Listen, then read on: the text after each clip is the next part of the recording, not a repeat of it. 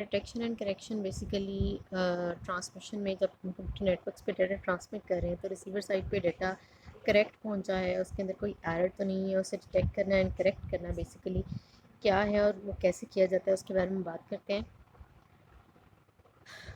Networks में जब किसी भी एक डिवाइस से दूसरी डिवाइस पे डाटा जाता है तो हम उसमें ये मेक श्योर नहीं कर सकते, हम 100% इस बात की श्योरिटी नहीं दे सकते कि डाटा के अंदर कोई एरर है या नहीं है। कंप्लीट एक्यूरेसी का कोई गारंटी नहीं दी जा सकती, बल्कि मोस्ट ऑफ़ द टाइम जो है ये पॉसिबल होता है कि डाटा के अंदर कोई ना कोई चेंजेस यानी एरर एग्जिस्ट कर रहा होगा, एरर आ जाएगा।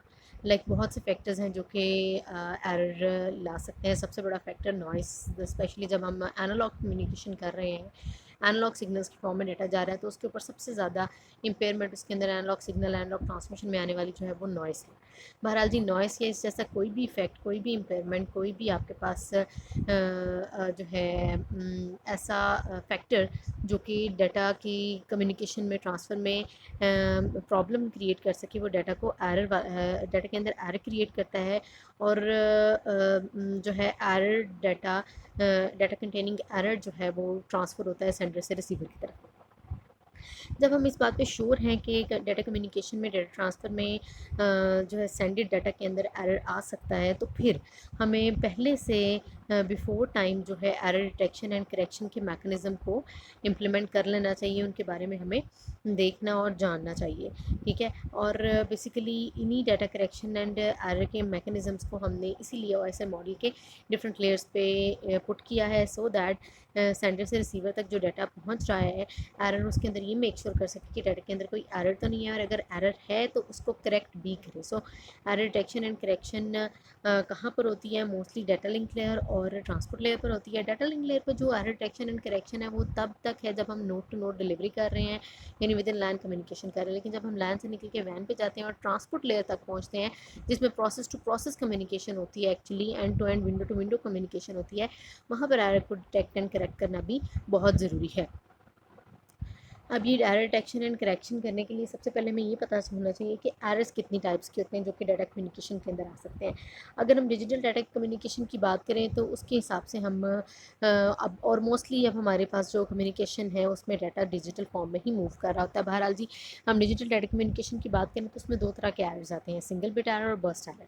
सिंगल बिट एरर जो है तब आता है जब आपके मैसेज के अंदर मैसेज की बिट का जो भी कॉम्बिनेशन है, आप बिट्स भेज रहे हैं, बाइट भेज रहे हैं या उससे बड़ा यूनिट भेज रहे हैं, 16 बाइट्स एंड जितनी भी, अगर उसके अंदर सिर्फ और सिर्फ एक बिट के अंदर एरर आता है तो फिर हम उसे क्या बोलते हैं? Single bit error. लेकिन अगर एरर आने का मतलब है अगर एक बिट चेंज होती है, क्योंकि देखिए अब हम 0-1 डाटा की बात करें तो 0-1 डाटा के अंदर क्या एरर आएगा? ज़्यादा से ज़्यादा 0-1 से चेंज हो जाएगा और 1-0 से चेंज हो जाएगा, तो अल्टीमेटली हमारे पास मैसेज का मीनिंग बदल जाएगा। और लेकिन बर्स्ट एरर वो एरर है जो एक बिट को नहीं बल्कि मल्टीपल बिट्स को, डाटा की मल्टीपल बिट्स को इफेक्ट कर जाए, उसे हम बर्स्ट एरर बोलते हैं। और जानते हैं जी सिंगल बिट और बर्स्ट एरर के बारे में। अगर हम बात करते हैं सिंगल बिट एरर की तो उसके अंदर 0-1 या 1-0 में चेंज हो गया। In a burst error multiple bits are change.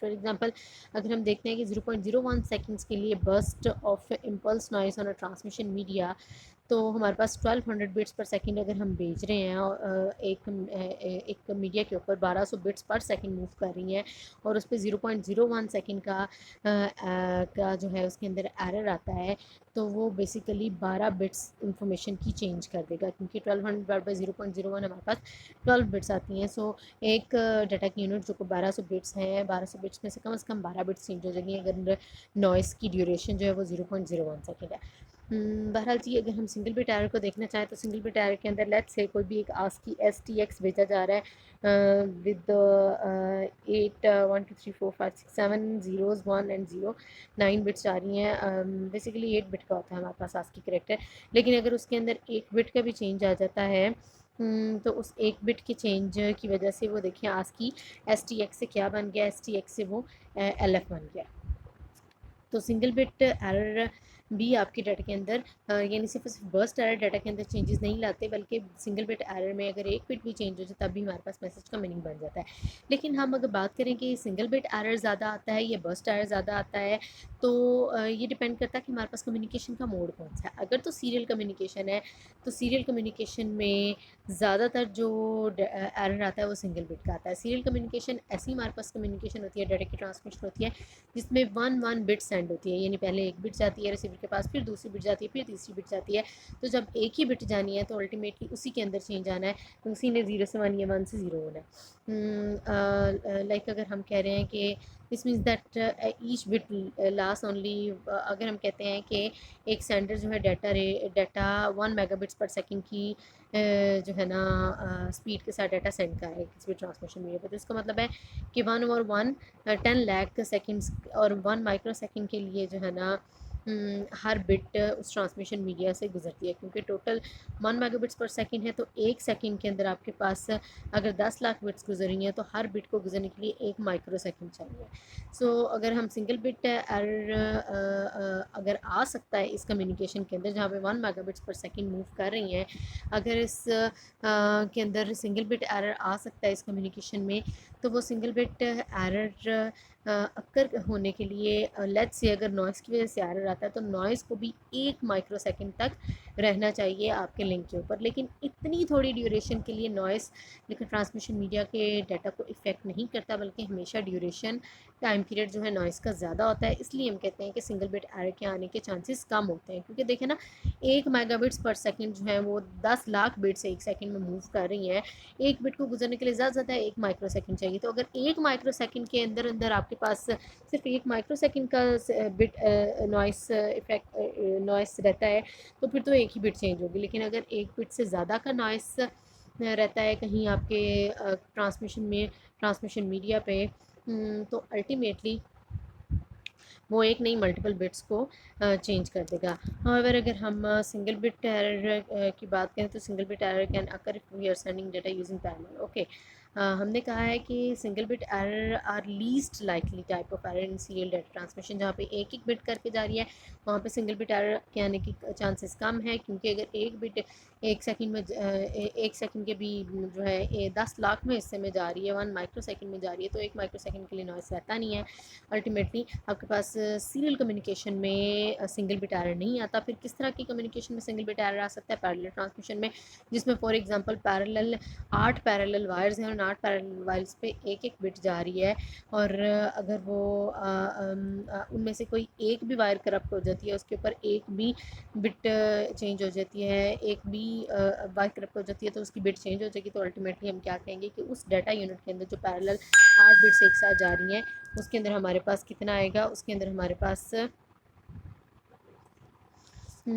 पास जो है मल्टीपल बिट्स का सिंगल बिट का बेसिकली चेंज आएगा। 8 बिट्स में से अगर एक बिट चेंज होगी तो अल्टीमेटली हम कहेंगे कि ये सिंगल बिट एरर। सो सिंगल बिट एरर पहली बात तो कम आता है, और अगर आता है तो पैरेलल कम्युनिकेशन में आता है। सीरियल कम्युनिकेशन में सिंगल बिट एरर के आने के चांसेस बहुत कम है।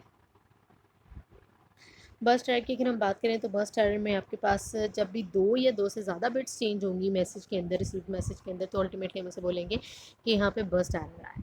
ठीक है, फॉर एग्जांपल अगर हम देखते हैं कि एक डाटा यूनिट हमारे पास जा रहा है 101 आपके सोन एक हमें नज़र आ रहा है, लेकिन उसके अंदर आपके पास 3 बिट्स चेंज हो गई हैं। लेट्स से ये इसकी 4th bit, 5th bit, then 6 7 छोड़ के 8th वाली बिट चेंज हो गई है, तो अल्टीमेटली हम इसे क्या कहते हैं? मोर देन टू और मोर देन 2 है, तो अल्टीमेटली ये बर्स्ट एरर है। और बर्स्ट एरर की अगर हमने लेंथ चेक करनी हो तो बर्स्ट एरर की लेंथ होती है जहाँ से बिट्स करप्ट होना शुरू हुई हैं वहाँ से लेके जहाँ तक बिट्स करप्ट हुई हैं, टोटल जितनी भी बिट्स बनती हैं वो आपके पास बर्स्ट एरर की लेंथ बनती है। और ज़्यादातर हमारे पास कम्युनिकेशन में बर्स्ट एरर ही आता है। फॉर एग्ज़ाम्पल अगर हम एक कम्युनिकेशन मीडिया पे 1 किलोबिट्स पर सेकंड भेज रहे हैं और नॉइस जो है वो 1/100 सेकंड के लिए वहाँ से गुजरता है। 1/100 मीन 0.01 सेकंड्स के लिए उस ट्रांसमिशन मीडिया पे अगर नॉइस रहता है तो अल्टीमेटली वो 10 बिट्स को इफेक्ट करेगा। इसी तरह अगर हम डाटा की स्पीड बढ़ा देते हैं, यानी 1 किलोबिट्स पर सेकंड या 1 मेगाबिट्स पर सेकंड एक साथ एक सेकंड के अंदर ट्रांसमिशन मीडिया से गुजर रही हैं, तो यही जो नॉइस है 1/100 सेकंड्स का, यानी 0.01 सेकंड्स सेकेंड्स का, ये अब 10 नहीं बल्कि 10,000 बिट्स को इफ़ेक्ट कर देगा। बहरहाल जी, बर्स्ट एरर ऐसा एरर जिसमें ज़्यादा बिट्स चेंज होती हैं, और ज़्यादातर हमारे पास कम्युनिकेशन में, सीरियल कम्युनिकेशन में और पैरेलल कम्युनिकेशन में, दोनों में, लेकिन ज़्यादातर बर्स्ट एरर ज़्यादातर सीरियल कम्युनिकेशन में आता है, सीरियल ट्रांसमिशन में आता है। और जो हमारे पास जो है सिंगल बिट एरर है वो ज़्यादातर पैरेलल कम्युनिकेशन के अंदर, पैरेलल ट्रांसमिशन के अंदर आता है। बहरहाल से हमें ये पता चल गया कि डाटा के अंदर अगर एक बिट चेंज हो या एक से ज़्यादा बिट चेंज हो, तब भी डाटा एरर डाटा ही होता है, करप्टेड डाटा ही होता है। उस एरर को डिटेक्ट भी करना होता है और करेक्ट भी करने के लिए हमें मैकेनिज़म्स चाहिए हैं, सो दैट रिसीवर जो है करेक्ट डाटा रिसीव कर पाए। पहले जी हम एरर डिटेक्शन की तरफ चलते हैं, फिर एरर करेक्शन की बात करेंगे।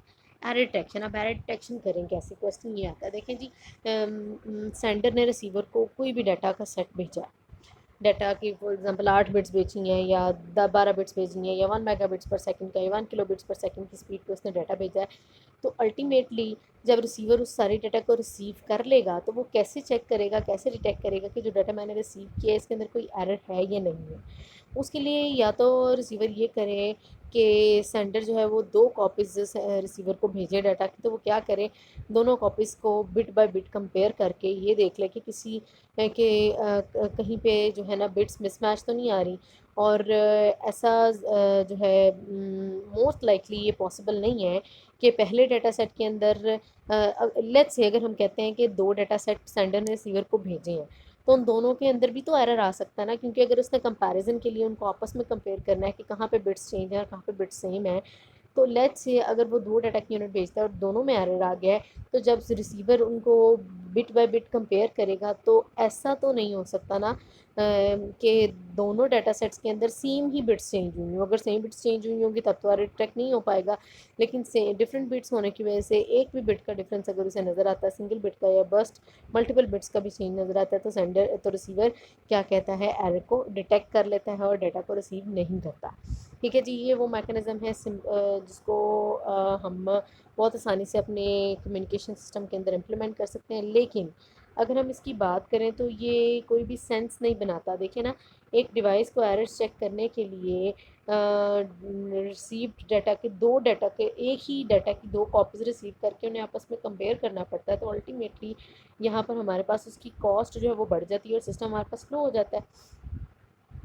तो फिर हमें क्या चाहिए, हमें इससे कोई बेटर मैकेनिज़्म चाहिए। यहाँ पे भी यही बताया जा रहा है कि एरर डिटेक्शन का एक तरीका ये है कि आप क्या करें, 2 रिसीविंग डिवाइस है वो 2 ट्रांसमिशन के यूनिट्स, 2 डाटा के यूनिट्स रिसीव करे और बिट फॉर बिट कंपैरिजन करके ये डिसाइड करे कि कहाँ पे बिट्स चेंज है। लेकिन ये स्लो कॉस्टली मेथड होगा, दैट इज़ वाई हम इसको फॉलो नहीं करते। फिर एरर डिटेक्शन के लिए कौन सा मेथड यूज़ किया जाए, एरर डिटेक्शन के लिए जो प्रॉपर मेथड है दैट इज़ रिडंडेंसी।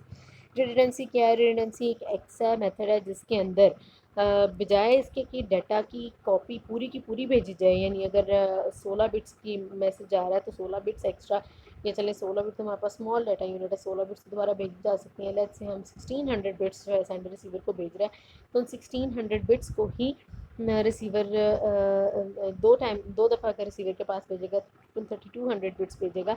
लेकिन अगर हम इसकी बजाय ऐसा सोल्यूशन निकालें जिसमें क्या करें कि हम जो है ओरिजिनल डाटा बिट्स के साथ, ओरिजिनल डाटा के सेट के साथ कुछ एक्स्ट्रा बिट्स भेजें, एंटायर डाटा स्ट्रीम भेजने के बजाय कुछ minimum number of group of bits जो है वो डाटा के साथ अपेंड करके भेजें। किस मकसद के लिए, कि उन बिट्स की बेस पे रिसीवर ये डिसाइड कर सके कि डाटा के अंदर कोई एरर है या नहीं है। इस टेक्निक को हम क्या कहते हैं, इस टेक्निक को हम रिडंडेंसी कहते हैं।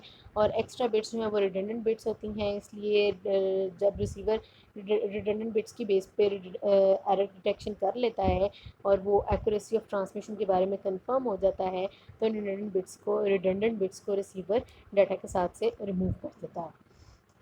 जी, रिडंडेंसी को इम्प्लीमेंट करने के लिए हमें इम्प्लीमेंट कैसे किया जाता है, लाइक हमारे पास ये डाटा का एक यूनिट है, उसे एक जनरेटिंग फंक्शन से गुजारा जाता है। ये जनरेटिंग फंक्शन ऐसा फंक्शन है जो कि किसी भी मैसेज के लिए रिडंडेंट बिट्स जनरेट करता है। अब हमारे पास ये एक लॉन्ग स्ट्रिंग्स ऑफ मैसेज के लिए लेट्स से अगर 16 या 18 जितने भी बिट्स हैं, इसके लिए रिडंडेंसी बिट्स कितनी ऐड की गई हैं, जस्ट 7 बिट्स, 7 एक्स्ट्रा बिट्स। आपके पास लॉन्ग स्ट्रीम ऑफ बिट्स के साथ तो सिर्फ 7 एक्स्ट्रा बिट्स लगा के सेंडर ने रिसीवर को भेज दिया। अब रिसीवर क्या करता है, रिसीवर जब इस डाटा को रिसीव करता है तो रिसीवर रिडंडेंट बिट्स को नहीं बल्कि सिर्फ उस डाटा वाले यूनिट को रिसीव करता है और उसको अगेन वो एक चेकिंग फंक्शन से गुजारता है। बेसिकली वो डाटा रिडंडेंट बिट्स दोनों को लेता है और वो उसे एक चेकिंग फंक्शन से गुजारता है। ये चेकिंग फंक्शन क्या है, मैकेनिज्म क्या है, उसके बारे में हम बात करते हैं। बहरहाल जी सेंडर ने अब उसे डाटा और कुछ एक्स्ट्रा बिट्स भेजी हैं। अब ये एक्स्ट्रा बिट्स डाटा की एग्जैक्टली कॉपी नहीं बल्कि कुछ एक्स्ट्रा बिट्स हैं जो कि एक रिडंडेंट जनरेटिंग फंक्शन ने जनरेट किए हैं, डाटा के साथ अपेंड किए और रिसीवर को भेज दिए। अब रिसीवर एक चेकिंग मैकेनिज्म, चेकिंग फंक्शन के थ्रू इस मैसेज को गुजारेगा और अगर तो उससे जो है चेकिंग फंक्शन कोई भी एरर आइडेंटिफाई नहीं करता तो वो उस मैसेज को एक्सेप्ट करेगा, नहीं तो मैसेज को रिजेक्ट कर देगा। रिजेक्ट करने के बाद रीट्रांसमिशन हो सकती है या रिसीवर साइड पे एरर करेक्शन हो सकती है। बहरहाल उसकी भी हम बात करते हैं कि अगर एरर करेक्शन रिसीवर की साइड पे तो वो हम कैसे करते हैं। चले जी, रिडंडेंसी को इम्प्लीमेंट कैसे करना है। बेसिकली रिडंडेंसी चेक्स हमारे पास 4 तरह के होते हैं, यानी जिन सिस्टम्स में हम एरर डिटेक्शन के लिए रिडंडेंसी इंप्लीमेंट करते हैं वहाँ पे हम 4 तरह से रिडंडेंसी को चेक कर सकते हैं। Vertical redundancy check, longitudinal redundancy check, cyclic redundancy check and checksums. Vertical redundancy check क्या है? वर्टिकल रिडंडेंसी चेक को हम पैरिटी चेक भी बोलते हैं। पैरिटी चेक हम इसको क्यों बोलते हैं, क्योंकि इसके अंदर मैसेज के साथ जो रिडंडेंट बिट अपेंड की जाती है उसका मकसद क्या होता है, मैसेज को इवन बनाना या फिर ऑड बनाना। तो वो बेसिकली पैरिटी बिट, अगर तो आपके पास मैसेज को इवन बनाने के लिए हमने एक्स्ट्रा बिट लगाई है तो हम उसे इवन पैरिटी बिट कहेंगे और अगर हमने ऑड बनाने के लिए लगाई है तो हम उसे ऑड पैरिटी बिट कहेंगे। बहरहाल जी रिडंडेंट बिट एक एक्स्ट्रा बिट जो ऐड की जाती है उसे हम पैरिटी बिट कहते हैं। किस तरह से ये एक डाटा का यूनिट है, इसे हमने इवन पैरिटी जनरेटर से गुजारा है। इवन पैरिटी जनरेटर का क्या काम है, वो ये देखेगा कि मैसेज के अंदर नंबर ऑफ वंस इवन है या ऑड है। अगर तो मैसेज के अंदर, डाटा के अंदर नंबर ऑफ वंस इवन है तो वो डाटा के साथ जो एक्स्ट्रा बिट पैरिटी बिट लगाएगा वो ज़ीरो होगी, क्योंकि हमें नंबर ऑफ वंस जो हैं इवन रखने हैं। लेकिन अगर नंबर ऑफ वंस ऑड है डाटा के अंदर तो वो जो एक्स्ट्रा बिट लगाएगा वो हमारे पास 1 होगी, सो दैट आपके पास total number of ones including the parity bit क्या हो जाए जी, इवन हो जाए। देखिए जी, अब आपके पास मैसेज के अंदर तीन बिट्स थी जो कि ऑड थी, उसे इवन करने के लिए एक एक्स्ट्रा बिट लगाई तो अब हमारे पास इवन बिट्स बन गई। देन उसे चेकिंग देन रिसीवर उसे रिसीव करता है, चेकिंग फंक्शन से गुजारता है। अगर उसे total number of ones even ही मिलते हैं तो वो मैसेज को रिसीव करता है, लेकिन अगर total number of ones even नहीं रहते तो वो मैसेज को रिसीव करने से इनकार कर देता है। वर्टिकल रिडंडेंसी चेक के बाद, वर्टिकल रिडंडेंसी चेक को अगर हम देखें तो ये किस तरह से काम करता है, कुछ इस तरह से काम करता है। देखें जी, हमने कोई भी एक डाटा ट्रांसमिशन, कोई भी एक डाटा सेंड किया है, डाटा सेंड करना है। लेट्स से हमने वर्ड मैसेज जो है वो सेंड करना है, उसकी आस्की उसको आस्की बिट्स, आस्की कोडिंग के अकॉर्डिंग हम 7 बिट्स में हमने उसे लिखा। वैसे तो 8 बिट्स में लिखते हैं लेकिन 7 बिट्स में लिखा और 8th बिट जो है वो राइट मोस्ट बिट हमने पैरिटी बिट के तौर पर अपेंड की। अब अगर हम वर्ड के अंदर देखते हैं तो वर्ड के अंदर already even ones, that is why हमें ज़ीरो अपेंड करना पड़ा इसको, और इवन बनाने की ज़रूरत नहीं है। इसी तरह ओ के अंदर भी even ones, that is why zero, R भी इवन वंस एंड एल भी इवन वंस, लेकिन डी के अंदर आपके पास वंस जो थे वो ऑड थे, 3 वंस ऑड थे तो हमें इसके साथ 1 अपेंड करना पड़ा ताकि हम उसे क्या बना दें, इवन पैरिटी बिट हमने उसके साथ लगाई ताकि हम उसे इवन बना दें, इवन पैरिटी चेक को वो मैकेनिज़्म को फॉलो कर सके, उसके क्राइटेरिया को फॉलो कर सके। जी सेंडर ने भेज दिया मैसेज।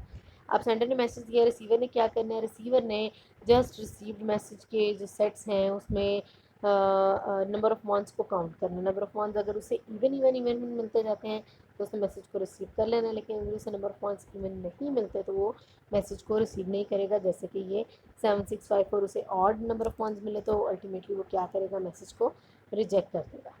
ठीक है।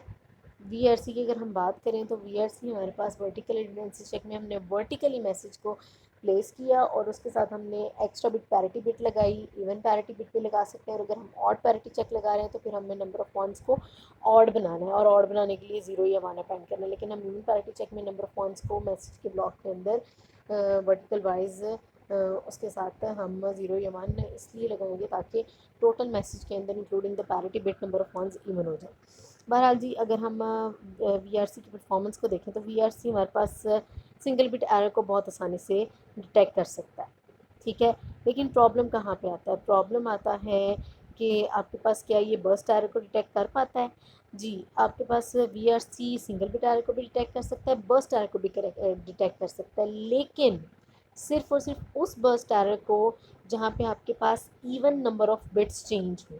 फॉर एग्जांपल एक बिट चेंज हुई, ठीक है, तो उसको नंबर ऑफ वंस इवन नहीं मिलेंगे। लेकिन अगर एक ही डाटा सेट के अंदर दो बिट्स चेंज होती हैं, जैसे कि हम ये देख रहे हैं कि इवन पैरिटी डाटा यूनिट एक भेजा है, उसने number of ones including the parity bit is 6, ठीक है, लेकिन अगर 3 बिट चेंज हो गई हैं तो आपके पास अब पैरिटी चेक जो है वो 9 हो जाएगा। 9 होने की वजह से रिसीवर इसे रिसीव नहीं करेगा। लेकिन अगर इस मैसेज के अंदर 3 नहीं, सिर्फ 2 बिट्स चेंज होती हैं, 3 ये तीनों ज़ीरो चेंज हुए हैं ना, लेकिन अब 3 ज़ीरो नहीं बल्कि 2 ज़ीरो चेंज होते हैं, 2 बिट्स चेंज हुई हैं, तो अल्टीमेटली रिसीवर को अभी भी पैरिटी चेक इवन ही मिलेगा, ठीक है। जस्ट उसने ये देखना है कि पैरिटी चेक इवन है या ऑड है, उसने ये नहीं देखना कि पैरिटी चेक की वैल्यू एग्जैक्टली क्या है, 2 3 4 5 6, वो उसे नहीं पता। जस्ट उसने रिसीव्ड मैसेज के अंदर नंबर ऑफ़ वंस काउंट करने हैं, अगर तो उसे इवन मिलते हैं तो वो रिसीव करेगा, अगर तो उसे ऑड मिलते हैं तो वो रिसीव नहीं करेगा।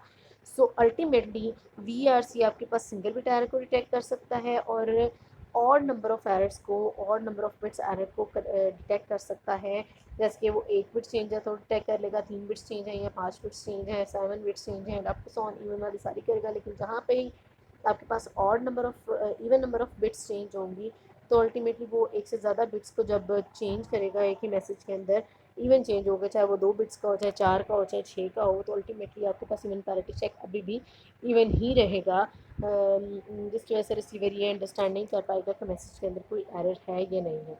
सो VRC can detect number of bits change even, लेकिन अगर आपके पास 2 बिट्स चेंज हो जाती हैं, यानी even number of bits 2 4 6 change हो जाती है, तो फिर VRC उसे चेक नहीं कर पाएगा। सो नेक्स्ट हमारे डिटेक्शन एंड करेक्शन के मैकेनिज्म की तरफ जाते हैं, जो कि लॉन्गिट्यूडनल रिडंडेंसी चेक है। देखते हैं जी ये किस हद तक एरर को डिटेक्ट करता है और एरर को डिटेक्ट कर पाता है।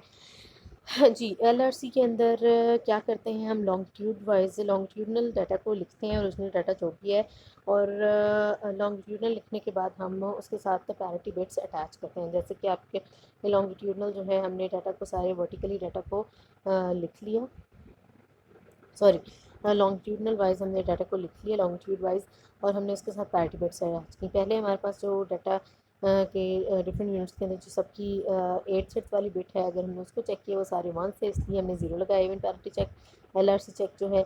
और अगर नेक्स्ट वाले में हमारे पास ऑड 1 से, दैट इज़ वाई से इवन आने के लिए 1 लगाया। सिमिलरली नेक्स्ट जो आपके पास इवन थे, दैट इज़ वाई हमने 0 लगाया। जहाँ पे ऑड है वंस वहाँ पे 1, और जहाँ पे इवन वंस हैं ऑलरेडी वहाँ पे 0 अटैच किया, और इस एक्स्ट्रा LRC को यानी लॉन्गिट्यूडनल रिडंडेंसी चेक की एक्स्ट्रा बिट्स को, रिडंडेंट बिट्स को अटैच कर दिया मैसेज के साथ और सेंड कर दिया रिसीवर को। अब रिसीवर क्या करेगा, रिसीवर इस मैसेज को करेगा रिसीव और चेक करेगा कि कहीं मैसेज के अंदर कोई एरर तो नहीं। उसने मैसेज को रिसीव किया, मैसेज वाली बिट्स सिर्फ उसने मैसेज के ब्लॉक की बिट्स ली, मैसेज के ब्लॉक वाली सिर्फ और सिर्फ उसने बिट्स ली, और उसके अंदर उसमें उसने जो है रिडंडेंसी चेक वाली बिट्स को यूज़ नहीं किया, बल्कि मैसेज की बिट्स को अगेन उसने लॉन्गिट्यूडनल वाइज लिखा, और उसके साथ उसने LRC बिट्स जो है कैलकुलेट की। अगर तो उसे वही LRC बिट्स कैलकुलेट होकर मिलती हैं जो कि रिडंडेंट बिट्स सेंडर ने अटैच करके भेजी थी, तो अल्टीमेटली मैसेज करेक्ट है, अदरवाइज नहीं। फॉर एग्जांपल अगर ये message as it is receiver के पास आता है with no change, with no single change,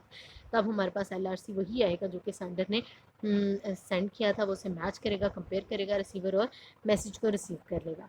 लेकिन अगर आपके पास मैसेज के अंदर एरर आ जाता है, जैसे कि अगर हम देख रहे हैं तो पहले डेटा यूनिट के अंदर आपके पास 2 बिट्स चेंज हुई हैं, जैसे कि फिफ्थ वाली बिट 1 से 0 हो गई है, जैसे बिट जो है फिफ्थ वाली 1 से 0 हो गई है, इसी तरह 7th वाली बिट जो है वो 0 से 1 हो गई है। नेक्स्ट डाटा यूनिट के अगर हम अंदर हम देखें तो पहली बिट जो है फर्स्ट बिट 0 से 1 हो गई है, इसी तरह थर्ड बिट जो है 1 से 0 हो गई है, फोर्थ बिट जो है 1 से 0 हो गई है। तो अल्टीमेटली हमारे पास यहाँ पे 4 बिट्स का चेंज आया है, और टोटल हमारे पास जो बर्स्ट एरर की लेंथ बनती है वो यहाँ से फिफ्थ बिट से शुरू होती है, तो 5 6 7 8 1 2 3 4 5 6 और 7 8, टोटल आपके पास 8 बिट का चेंज आया। अब इस 8 बिट के चेंज मैसेज के अंदर दोबारा रिसीवर जो है उसका LRC कैलकुलेट करता है। उसने LRC कैलकुलेट किया तो उसे क्या मिला, 000101010, ये जो बोल्ड में हमारे पास लिखा हुआ है।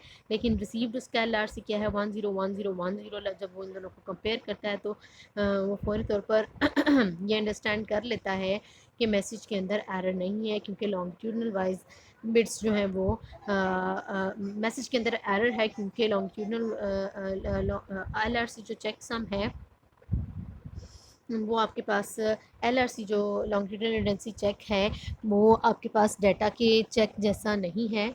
यानी जो डाटा उसने रिसीव किया उसका LRC और उसकी रिसीव्ड LRC नहीं है। सो रिसीवर जो है आइडेंटिफाई करता है कि यहाँ पे मैसेज के अंदर एरर है, डिटेक्ट करता है एरर को। अगर हम LRC की परफॉर्मेंस की बात करें तो LRC आपके पास single bit error, burst error, हर तरह के एरर को जो है वो कर सकता है, डिटेक्ट कर सकता है। इवन आपके पास जो है even number of bits change हो या odd number of bits change हो तो उस एरर को भी चेक कर सकता है। जैसे कि हमारे पास लास्ट एग्जांपल में even number of bits change हुई हैं, बट स्टिल LRC ने उस एरर को डिटेक्ट कर लिया। चाहे इवन हो, चाहे चाहे इवन हो, चाहे इवन एरर हो, चाहे ऑड एरर हो, तब भी जो है रिसीवर जो है उस मैसेज को LRC के साथ डिटेक्ट कर पाएगा। लेकिन क्या ये हर केस में परफेक्ट है? नहीं। एक हमारे पास ऐसा सिनेरियो है जहाँ पे LRC भी ठीक से काम नहीं कर सकता, और वो क्या है, वो ऐसा सिनेरियो है कि जिसमें अगर दो डाटा यूनिट्स के अंदर सेम बिट चेंज होती है एक ही लेवल पे, यानी फर्स्ट डाटा यूनिट के अंदर भी जो बिट चेंज होती है उसी पॉइंट पे सेम एग्जैक्टली उसी सेम प्लेस पे अदर डाटा यूनिट के अंदर भी आपके पास बिट अगर चेंज हो जाती है, लेट से हम कहते हैं हमारे पास ओरिजिनल डाटा है टेट्रा 1, टेट्रा 011, टेट्रा 011, लेकिन चेंज किस तरह से आता है, आपके पास पहले डाटा यूनिट के अंदर आपके पास आखिरी बिट चेंज हुई, अगले डाटा यूनिट के अंदर भी आपके पास पहले डाटा यूनिट के अंदर भी पहली और आखिरी, और अगले डाटा यूनिट के अंदर भी पहली और आखिरी बिट चेंज हुई। दो बिट्स दोनों के अंदर, यानी टोटल 4 बिट्स चेंज हुई, लेकिन चूँकि दोनों के अंदर सेम लोकेशन पे चेंज हुई हैं, तो अगर आप 10 का देखेंगे LRC की अकॉर्डिंग अगर आप इसे चेक करेंगे तो जो ओरिजिनल डाटा यूनिट्स का LRC आएगा वही चेंज डाटा का LRC आएगा। सो बेसिकली LRC आपके पास वहाँ पे काम नहीं कर पाता जहाँ पे जो है ना दो डाटा यूनिट्स के अंदर सेम लेवल पे सेम प्लेस पे अगर बिट्स चेंज होती हैं तो उस एरर को LRC डिटेक्ट नहीं कर पाएगा। देन फिर हम उससे कोई बेटर आपके पास रिडेंसी चेक देखते हैं जी, वो है हमारे पास साइक्लिक रिडेंसी चेक। साइक्लिक रिडेंसी चेक सबसे पावरफुल टेक्निक है, क्योंकि ये एडिशन पे नहीं बल्कि बाइनरी डिवीजन पे बेस करती है, और इसके अंदर जो आपके पास रिडंडेंट बिट्स हैं उनको हम CRC का नाम देते हैं। अब ये काम कैसे करता है, काम इस तरह से करता है कि हम इसके अंदर मैसेज के साथ कुछ extra bits, again redundant bits attach करके भेजते हैं, जिनकी बेस पर रिसीवर एरर को डिटेक्ट करता है, आइडेंटिफाई करता है। इसका तरीका क्या है, LRC कैसे काम करता है, कोई भी एक डाटा का यूनिट है जिससे सेंडर ने सेंड करना है, उस डाटा यूनिट के साथ n बिट्स अटैच करेगा, सेंडर n 0 बिट्स अटैच करेगा, और फिर उसको एक डिवाइज़र से डिवाइड करेगा, और डिवाइज़र का साइज़ हमेशा n+1 बिट्स होगा, यानी एक प्री डिफाइंड डिवाइज़र होगा जो कि सेंडर एंड रिसीवर डिसाइड करेंगे।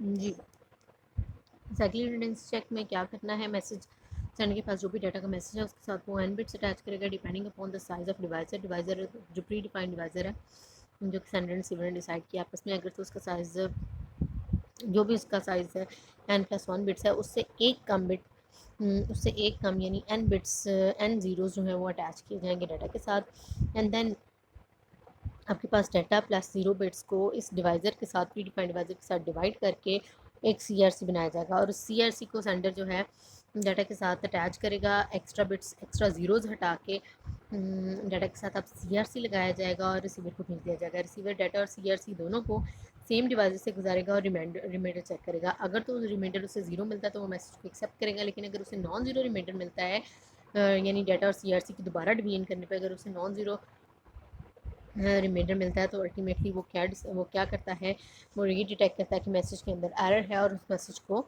रिसीव नहीं करता। ये है जी हमारे पास CRC कैसे काम करता है।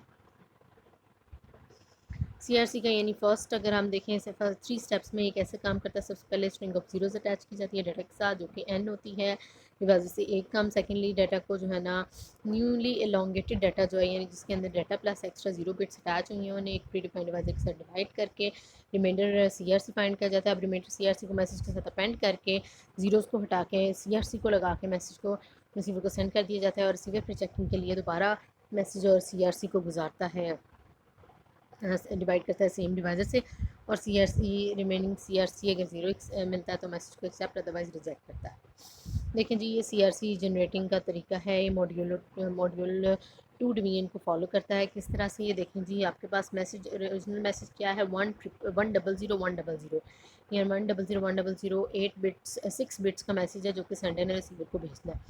वो इन 6 बिट्स के साथ एन ज़ीरोस यानी 3 ज़ीरोस अटैच कर रहा है क्योंकि डिवाइज़र का साइज़ यहाँ पे 4 बिट है इसलिए वो यहाँ पे 3 ज़ीरोस यानी डिवाइज़र से एक कम ज़ीरो जो है डिवाइज़र से एक कम bit N bits 3 zeros attach करेगा मैसेज के साथ। अब इसको क्या किया जाएगा, बाइनरी डिवीजन की जाएगी। बाइनरी डिवीजन में आपके पास क्या होता है, 4 बिट्स के साथ अगर आप डिवाइड कर रहे हो तो आप पहली 4 बिट्स लेते हो और आप जो है ना डिवाइज़र जो है पहले 4 बिट्स के डाटा यूनिट को डिवाइड करते हो। अगर तो उसकी पहली बिट 1 है तो आप 1 से डिवीजन करोगे, ठीक है जी। 1 से डिवीजन करने के बाद अब आपकी बाइनरी एडिशन होगी जहाँ पे सेम जहाँ पे 1 1 है वहाँ पे 0 और जहाँ पे आपके पास 0 ज़ीरोस हैं 1 1 0 आया आपके पास। एक्चुअली यहाँ पे आपके पास क्या हो रहा है, जहाँ पे सेम बिट्स हैं वहाँ पे 0 आएगा, बाइनरी एडिशन नहीं है बल्कि यहाँ पे क्या हो रहा है, जहाँ पे सेम बिट्स हैं वहाँ पे 0 और जहाँ पे डिफरेंट बिट्स होंगी वहाँ पे 1 आएगा। सो आपके पास रिजल्ट आया 1 0 0।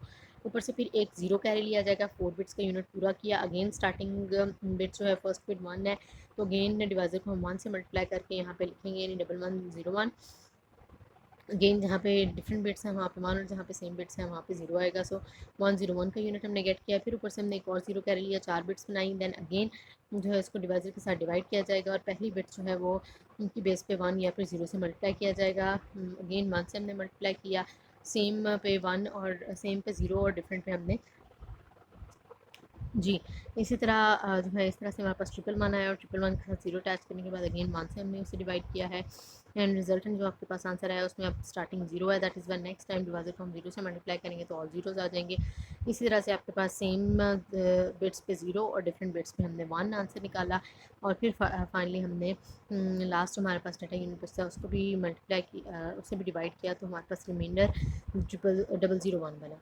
अब सेंडर क्या करेगा, सेंडर जो है 1 0 0 1 0 0 के साथ 0 0 1 अटैच करके भेजेगा। उसने ये एक्स्ट्रा ज़ीरोज़ हटा देने और रिमाइंडर को सीआरसी रिमाइंडर को इसके साथ अटैच करके रिसीवर को भेज देना। रिसीवर क्या करेगा, रिसीवर उस मैसेज को रिसीव करेगा और अगर तो मैसेज के अंदर चेंज नहीं है, जैसे कि देखें रिसीव मैसेज देखें 1 0 0 1 0 0 0 1, इट मीन्स मैसेज के अंदर कोई चेंज नहीं है।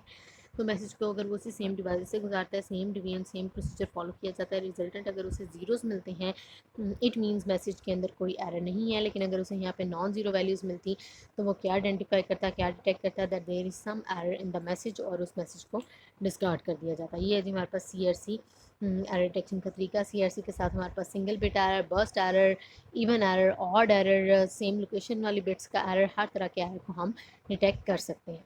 तो ये हमारे पास थर्ड मेथड है रिडंडेंसी चेक का यानी एरर डिटेक्शन का।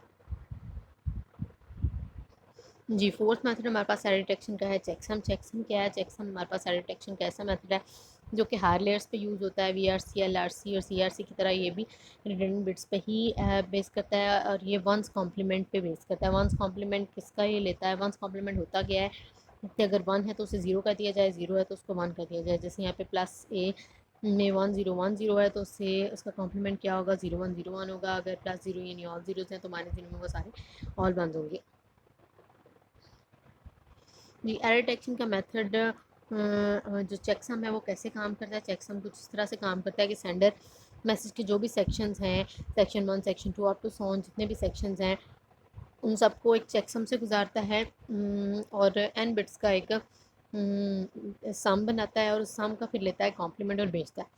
बिल्कुल जिस तरह हम वीआरसी और एलआरसी के अंदर इवन या ऑड पैरिटी बिट्स अटैच करते हैं और बनाते हैं और मैसेज के साथ अपेंड करके भेजते हैं। उसी तरह ये भी आपके पास समझ लें वर्टिकली डाटा को, सॉरी लॉन्गिट्यूडनल डाटा को लिख रहा है और उसके अंदर जो है उसका सम बना रहा है। और सम से फिर चेक सम किस तरह से बनाता है, वो सम का कॉम्प्लीमेंट लेके और उस कॉम्प्लीमेंटेड चेक सम प्लस मैसेज को रिसीवर को सेंड करता है। रिसीवर उसी तरह जो है मैसेज की ब्लॉक्स को लिखता है, अगेन उसका चेकसम बनाता है, यानी सम और सम का कॉम्प्लीमेंट लेके चेकसम बनाता है। अगर उसका रिसीव चेकसम और सेंड चेकसम सेम हो तो रिसीव करता है, अदरवाइज नहीं। किस तरह ये काम करता है जी, चेकसम आपके पास इस तरह से काम करता है कि जी आपके पास सपोज़ 16 बिट्स से भेजनी है, 16 बिट्स को 2 ब्लॉक्स में 2 सेक्शंस में डिवाइड किया, 8-8 के सेक्शन में डिवाइड किया और अब इसका लिया सम यहाँ पे एक्चुअली क्या है, बाइनरी एडिशन है। ये पैरिटी चेक नहीं है, इवन ये ऑड पैरिटी चेक नहीं है जैसे कि वीआरसी या एलआरसी के अंदर था, बल्कि ये बाइनरी एडिशन है। बाइनरी एडिशन में आपके पास 1 1 को जब ऐड करेंगे तो आपके पास क्या आएगा जी, 2 बनेगा। 2 को हम क्या लिखते हैं, 1 0 लिखते हैं। 0 यहाँ पे लिखा, 1 कैरी गया, 1 ऊपर 0 0 के साथ जब कैरी गया तो यहाँ पे 1 लिखा गया। देन 0 0 आपके पास 0 आएगा, 1 1 से 2 आएगा, अगेन 1 कैरी जाएगा, वहाँ पे 1 ऑलरेडी था, 1 1 से 0 आया और 2 से 0 आया, फिर अगेन कैरी गया। अब आपके पास 2 और एक और 1 आ गया, इसलिए यहाँ पे 1 आएगा और फिर एक 1 कैरी हो जाएगा, 1 आ गया और इसी तरह 1 0 को सम करेंगे तो 1 आएगा आपके पास। ये है जी आपके पास बाइनरी एडिशन।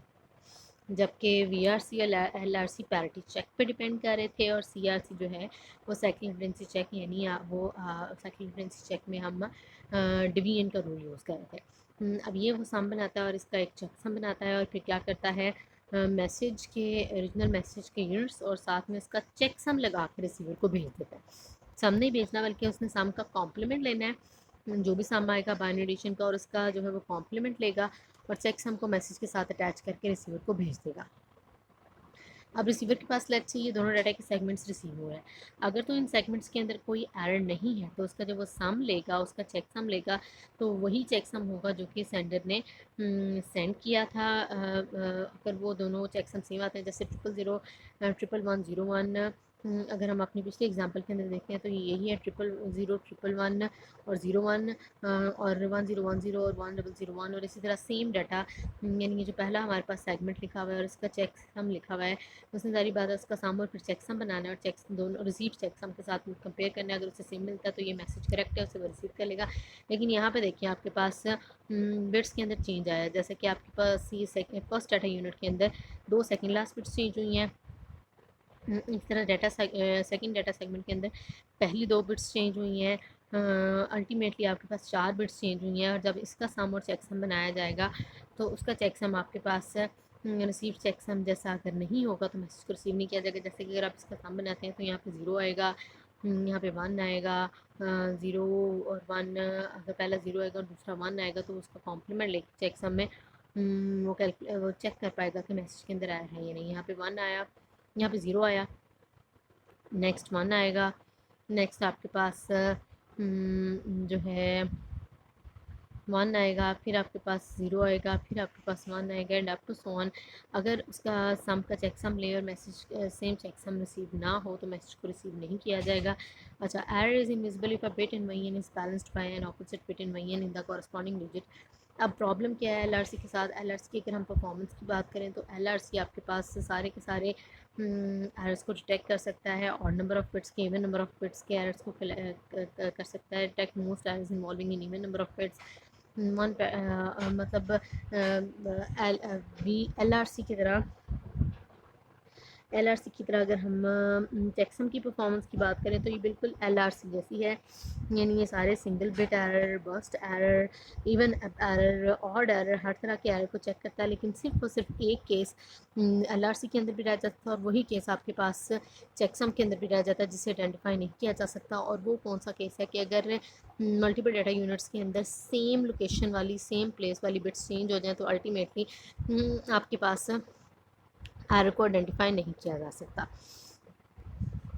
जैसे कि आपके पास 2 डाटा के सेगमेंट्स हैं, 2 डाटा के सेगमेंट्स के अंदर अगर आपके पास बिट्स का चेंज आया है तो देखें जी आपके पास पहले डाटा यूनिट के अंदर थर्ड लास्ट बिट चेंज हुई है, चौथी वाली बिट चेंज हुई है, उसके बाद 5वीं छोड़ के छठी बिट चेंज हुई है। 4th एंड 6th पहले के अंदर, अगर हम दूसरे के अंदर देखें तो दूसरे के अंदर भी 4th वाली और जो आपके पास 4th वाली बिट जो है ना वो चेंज हुई है दूसरे के अंदर भी। ठीक है। तो पहले की भी फोर्थ वाली बिट चेंज हुई है और दूसरे की भी फोर्थ वाली बिट चेंज हुई है, तो अल्टीमेटली क्या होगा आपके पास, इसका जब आप सम और चेक सम करोगे तो आपके पास वही चेक सम आएगा जो कि रिसीवर ने सेंड किया था, यानी 000 111 0 1। तो अल्टीमेटली आपके पास जब कॉरस्पॉन्डिंग बिट्स जो कि एक दूसरे के इफेक्ट को कैंसिल कर देती हैं, बैलेंस कर देती हैं, तो बिट्स एरर में एरर आके उस एरर को यहाँ से डिटेक्ट नहीं किया जा सकता। अगर हम इसको समराइज़ करें तो हमारे पास रिडंडेंसी चेक के 4 तरीक़ों में से LRC, VRC vertical redundancy check, आपके पास सिंगल बिट और बर्स्ट एरर, लेकिन सिर्फ बर्स्ट एरर सिर्फ और सिर्फ वो वाले जो ऑड एरर्स होते हैं उनको डिटेक्ट कर सकता है, जबकि जो आपके पास LRC है वो सिंगल, बर्स्ट, इवन, ऑड हर तरह के एरर को चेक करता है, सिवाय इसके कि सेम कॉरस्पॉन्डिंग बिट्स अगर से चेंज ना हो जाए। इसी तरह आपके पास चेकसम में भी same bits same location bits change होने से एरर डिटेक्ट नहीं किया जा सकता, उसके अलावा सारे एरर डिटेक्ट हो सकते हैं। और जो हमारे पास फोर्थ है CRC वाला मेथड, वो सबसे बेस्ट मेथड है, क्योंकि CRC मेथड आपके पास हर तरह के एरर को डिटेक्ट करने के लिए बेस्ट तरीका है, चाहे सिंगल है, चाहे बर्स्ट है, चाहे इवन एरर है, चाहे ऑड एरर है, चाहे सेम लोकेशन वाला एरर है, हर तरह के केस में आपके पास CRC बेस्ट काम करता है। एरर डिटेक्शन क्या है हमें समझ आ गया। नेक्स्ट हम देखेंगे एरर करेक्शन हम किस तरह से करते हैं। एरर करेक्शन बेसिकली 2 तरीक़ों से की जा सकती है। एरर करेक्शन में ये रिसीवर को अगर एरर डिटेक्ट कर लिया उसने, यानी हमने रिसीवर साइड पे एरर डिटेक्शन का तरीका मैकेनिज्म इम्प्लीमेंट किया हुआ है और उसने अगर एरर डिटेक्ट कर लिया है तो वो सिंपली रिक्वेस्ट कर दे रीट्रांसमिशन की, ठीक है। या फिर रिसीवर जो है ऑटोमेटिकली एरर को करेक्ट भी कर सके। अगर ऑटोमेटिकली रिसीवर एरर को डिटेक्ट करने के बाद करेक्ट भी कर सके तो उसके लिए हमें रिसीवर साइड पे एरर करेक्शन के मैकेनिज़्म को भी इम्प्लीमेंट करना पड़ेगा। तो एरर डिटेक्शन तो हमें समझ आ गई, चारों में से कोई एक तरीका रिसीवर ने अपनी साइड पे इम्प्लीमेंट करना है और एरर को डिटेक्ट करना है। लेकिन एरर डिटेक्ट करने के बाद अब एरर को करेक्ट कैसे करना है उसके बारे में बात करते हैं। अगर हम the number of bits required to correct multiple bits और burst error is so high then in most cases it is inefficient. अगर हम रिटर्न बिट्स की बात करें, रिटर्न बिट्स जो हैं वो एरर डिटेक्शन के लिए यूज़ होती हैं, और अगर उन्हीं रिटर्न बिट्स के बेस पे एरर करेक्शन की बात करें तो हमारे पास लिमिटेड होता है, एरर डिटेक्शन लिमिटेड हो जाती है। 1 2 बिट 3 बिट के एरर को हम करेक्ट कर सकते हैं। लेकिन जब मल्टीपल बिट्स का एरर आता है, बर्स्ट एरर आता है, तो फिर हमें एरर डिटेक्शन के साथ कोई ना कोई एरर करेक्शन का मैकेनिज्म भी चाहिए होता है। जैसे कि हमारे पास सिंगल बिट एरर करेक्शन तो हमारे पास सिंपलेस्ट केस है, जिसके अंदर एरर करेक्शन में मोर रिडंडेंट चाहिए होती हैं देन एरर डिटेक्शन। ये भी हमने याद रखना है। सिंपलेस्ट केस आपके पास एरर डिटेक्शन का सिंगल बिट एरर करेक्शन है।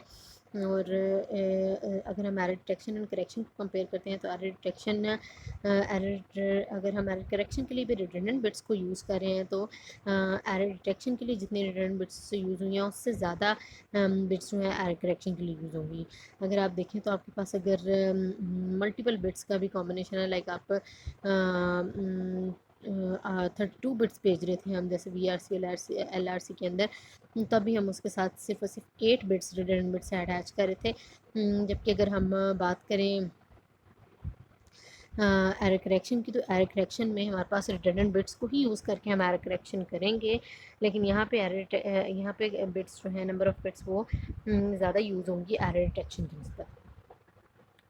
One additional bit can detect single bit error, parity bit in VRC, one bit for two states, error or no error. To correct the error ज़्यादातर हमें bits ज़्यादा require होती हैं। For example error correction के लिए, error detection के लिए तो वो कह रहे हैं आपके पास एक पैरिटी बिट है, उसकी बेस पे आप एरर डिटेक्ट करते हैं। लेकिन एरर करेक्शन के लिए आपको अगर 8 बिट्स की डाटा है, 8 स्टेट्स फॉर 7 बिट डाटा, आपके पास अगर 8 बिट का आप डाटा भेज रहे हैं तो उसके अंदर आपके पास 8 मुख्तलिफ स्टेट्स हो सकती हैं कि कोई एरर नहीं आया, 7 की 7 बिट्स सही गई हैं। अगर 7 बिट भेज रहे हैं तो उसके अंदर आपके पास 8 पॉसिबिलिटीज़ हो सकती हैं कि कोई भी बिट चेंज नहीं हुई, 1 बिट चेंज हुई है, 2 बिट चेंज हुई है, या 3 4 5 6 या पूरी 7। 8 केसेस हैं आपके पास 7 बिट डाटा के अंदर भी एरर आने के चांसेस हैं।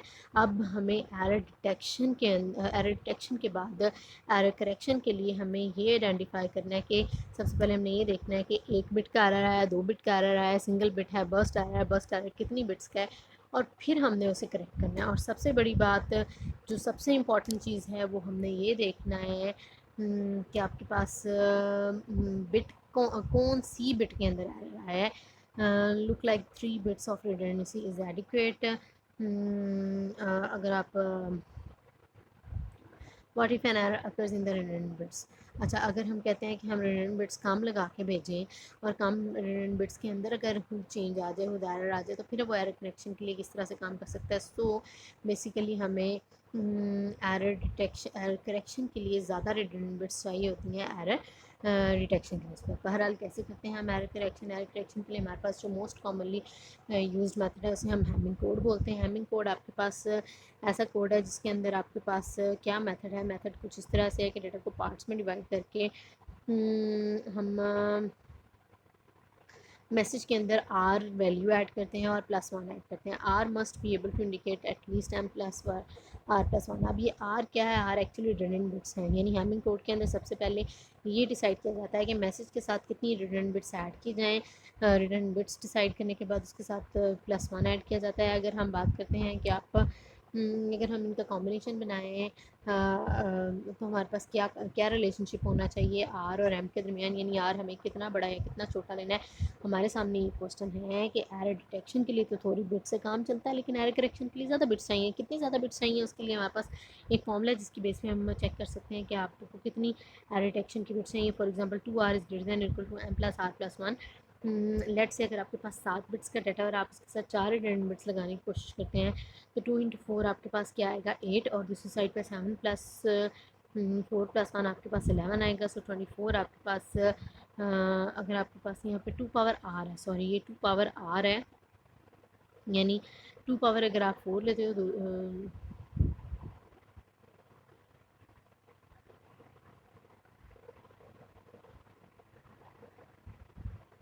2 पावर r लेने से भी हमारे पास 24 तो नहीं आ रहा। तो फिर किस तरह से आ रहा है, चलिए 7, 4 और 1 तो आपके पास 11 हो गया। लेकिन ये 24, अच्छा ये 24 नहीं है एक्चुअली, ये 2 पावर 4 ही है। ठीक है, यहाँ पे आपको 24 लिखा हुआ नज़र आ रहा है क्योंकि 2 और 4 उन्होंने इकट्ठा लिख दिया, लेकिन एक्चुअली 2 पावर 4 है। 2 पावर 4 आपके पास क्या आता है जी, आपके पास आता है 16। तो 16 is greater than 7 + 4 + 1 11। That is Y हमारे पास 7 बिट के डाटा के लिए 4 रिडंडेंट बिट्स काफ़ी हैं। लेकिन अगर हम इस 7 बिट के डाटा के लिए लेट्स 2 बिट्स लेते हैं रिडंडेंट बिट्स, तो 2 पावर 2 आपके पास 4 आता है और 4 आपके पास 11 से बड़ा ना होता। सो इस फॉर्मूला के बेस पे हम ये डिसाइड करते हैं कि मैसेज का साइज़ जितना भी है उसकी बेस पे हमने कितनी रिडंडेंट बिट्स अटैच करनी है मैसेज के साथ। बहरहाल जी मैसेज के साथ रिडंडेंट बिट्स अटैच करके रिसीवर को सेंड की जाती हैं और रिसीवर रिडंडेंट बिट्स की बेस पे मैसेज के अंदर एरर को डिटेक्ट करता है और एरर डिटेक्ट करने के बाद फिर उसे करेक्ट करता है। ठीक है जी, अब लेट्स से हम 7 बिट का मैसेज भेज रहे हैं, तो 7 बिट्स के मैसेज के साथ अगर हम 4 extra bits redundant bits attach करते हैं तो उसका क्या रूल है, हमने कहाँ कहाँ पे वो रिडंडेंट बिट्स अटैच करनी है। हमने पहली बिट रिडंडेंट लगानी है, दूसरी रिडंडेंट लगानी है, तीसरी डाटा की होगी, चौथी भी रिडंडेंट होगी, फिर 3 बिट्स डाटा की होंगी, फिर ये चौथी रिडंडेंट बिट आपके पास 8 लोकेशन पे आएगी। एंड बाकी आपके पास 7 डाटा की बिट्स और 4 रिडंडेंट बिट्स आएंगे और उनकी क्या क्या लोकेशन है 1 to 4 8। ये कैसे कैलकुलेट होती हैं, यानी हम कैसे रिटर्न बिट्स लगाते हैं, कहाँ पे रिटर्न बिट्स लगाई जाती हैं। अगर आप देखें तो रिटर्न बिट्स हमने लगानी है 1 to 4 एंड 8 वाली लोकेशन पे, और बाकी सारी हमारे पास डाटा की बिट्स होंगी। अब देखें जी आपके पास अगर 1 पे आपके पास 0001 है, यानी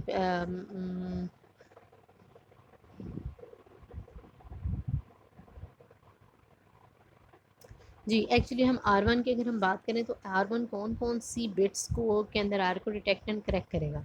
अब हमारे पास 4 रिटर्न बिट्स हैं, R1 R2 R3 and R4।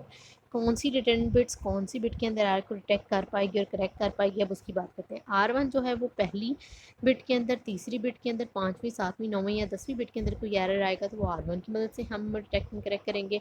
अगर दूसरी, तीसरी, 6th 7th 10th या 11th में कोई एरर आता है तो R2 की मदद से हम करेंगे उसके अंदर डिटेक्ट और करेक्ट। इसी तरह R4 जो है, R3 जो है वो 4 5 6 7 को, और R4 जो है वो 8 9 10 और 11 वाले बिट्स के अंदर अगर कोई एरर आता है तो उसे डिटेक्ट एंड करेक्ट करने में हमारी हेल्प करता है जी।